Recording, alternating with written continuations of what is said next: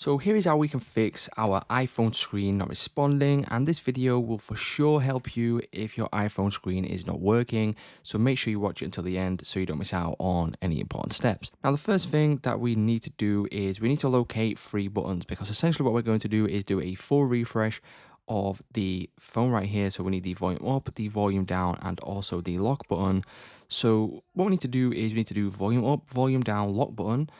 And then what you will then see is you'll see your screen go like this, and then you need to keep holding, keep holding, keep holding. And eventually what you'll see is the Apple logo. Once you see the Apple logo, that will mean that you can release your thumb, just like this. You can then release and leave your phone to come back on. Now it will take a couple of seconds and this will perform a full refresh of your device here.